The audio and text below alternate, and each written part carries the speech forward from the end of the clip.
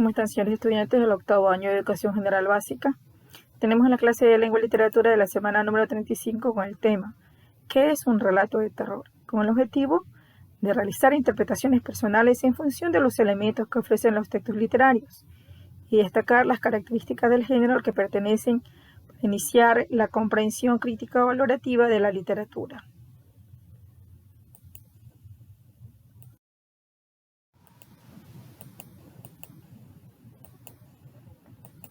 Observemos la imagen y después nos planteamos y contestemos las siguientes preguntas. Vemos en esta imagen pues que realmente hay una persona asustada, en donde se ve un animal colgando pues muerto, ¿no? ¿De qué trata la ilustración? Como estábamos diciendo, pues una persona asustada, de lo que observa. ¿Qué nombre le podría poner a la escena? Podría ser el suicidio del gato Felipe. ¿Qué sensación transmite la escena? Pues transmite miedo. ¿Qué tipo de relato podría encontrar en esta escena como esta de terror? ¿Hay algún caso similar? Pues, por ejemplo, pueden decir el relato del terror de la dama tapada, que son propios de nuestra tradición y que lleva pues contándose de generación en generación. ¿Qué características tienen estos relatos? Pues lógicamente el terror. ¿Y cuál sería el propósito de leer un relato de este tipo? Pues de pronto crear una manera de imaginar qué tipo de lectura podría ser esta, ¿no? De crear miedo, de crear de pronto una interrogación o una manera de que la persona pues se intrigue por tener este tipo de lectura. ¿Qué es un relato de terror? Pues, ese es un tipo de texto que pertenece al género literario narrativo, ya sea en la forma de un cuento o de una novela. Los relatos de terror pueden basarse en hechos reales o imaginarios, o en una combinación de ambos cuando toma hechos de la realidad. No los relata exactamente como sucedieron, sino que los recrea y de esta forma despierta la imaginación del lector. Aquí vemos una imagen pues que está imaginando a una persona muerta, tapada y que de pronto pues da miedo de observar.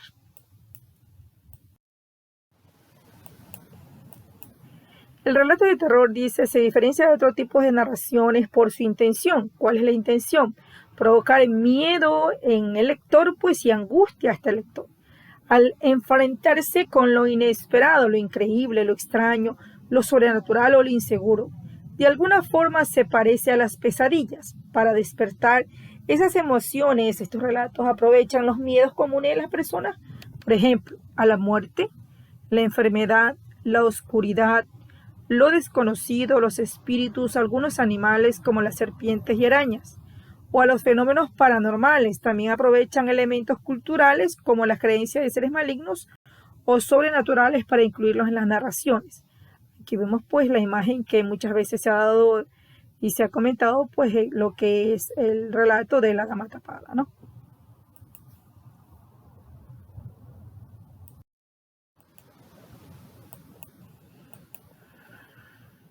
Al igual que todos los textos del género narrativo, el relato del terror tiene la siguiente estructura.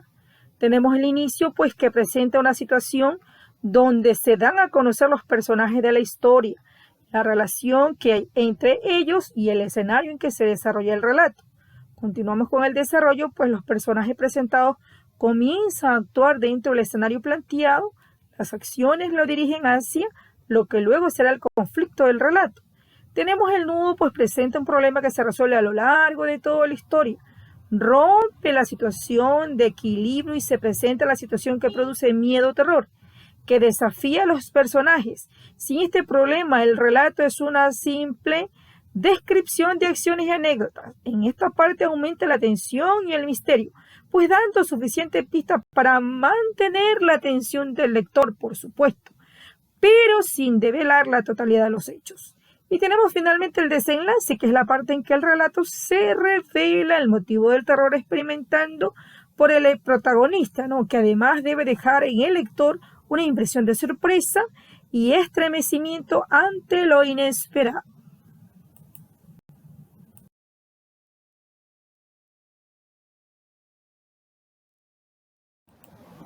Eso es todo por ahora. Muchas gracias por su atención.